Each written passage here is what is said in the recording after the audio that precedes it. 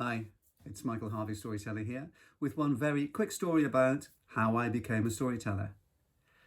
It was 1993, it was the summer, and a friend of mine invited me to go to a festival. What kind of festival, I said?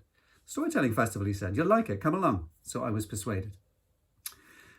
And my goodness me, what an amazing time I had. It was in a place called St. Donet's Castle, which is a whole complete castle. It still has its walls and everything. People actually live there and are taught there. It's a college in a medieval castle. And around the castle, of course, you'd have everything you would expect. There are beautiful lawns and gardens, and then terraced gardens going all the way down to the sea. And when you stand at the coast, you can look all the way to the other side of the Severn Estuary, all the way to the North Devon coast.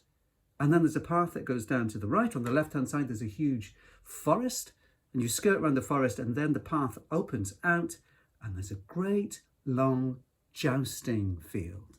At the other end, there's an old church, but of course, because this was a festival, the field was full of tea tents and venues, and at the far end, the biggest of all the tents.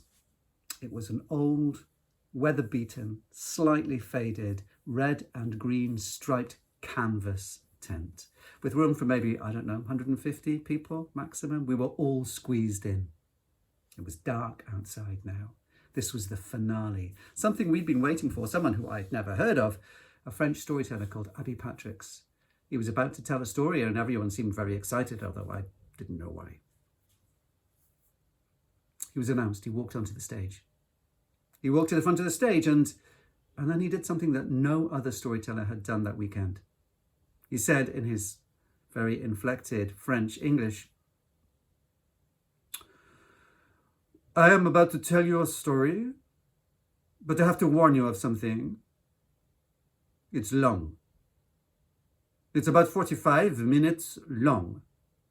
Longer than you may be used to. So if this sounds like too much of a challenge, then maybe you should go to the beer tent and we maybe see each other later.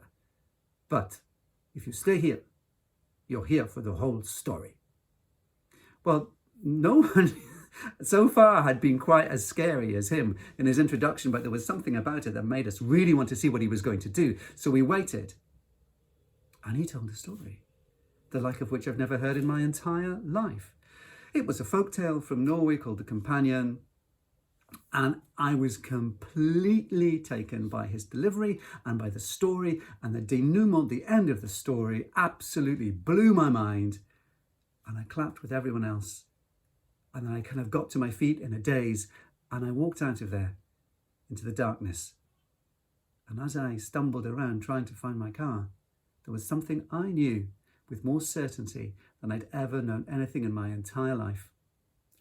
I had to become a storyteller.